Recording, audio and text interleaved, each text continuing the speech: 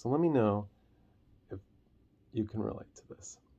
A lot of times when I wake up in the morning, the first thing I do is I zombie over to my phone, and my thumb is on autopilot. It's unlocking the phone, it's uh, tapping on a social media app, just goes right to it, Instagram, Facebook. And then it's scrolling and liking. And before I know it, like minutes have passed 5, 10, 15, 20 minutes. If it's not a work day, hours can go by before I like come to. I'm like, thumb, where did you take me? Um, so I've been thinking a lot about that because these social medias like this, these apps are a window, a door to the world, and every time you open them, you go on a little journey, right? Um, and but when I go out the door of my home and I go outside, I usually have some idea.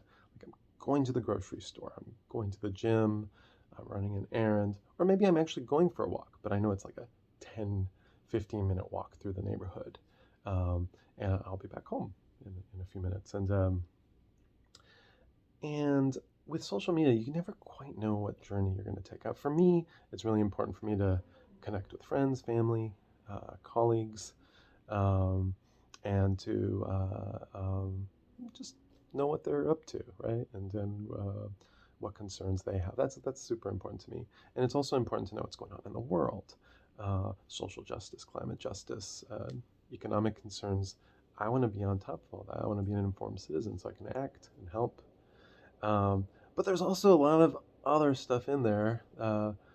Could be little joys, but a lot of it is like walking outside and people on the street corner are arguing, right? And there's something about their feelings and what they're arguing about that you care too. You can't help but care. But suddenly, maybe 5 minutes of listening to that argument is just like transformed your entire day, your mindset, what you're focused on, what you're concerned about. And so I think one of the things I'm going to think about this week is how can I approach social media with the same intention that I might have when I'm going out the door of my home, when I'm opening up that door and going on that journey?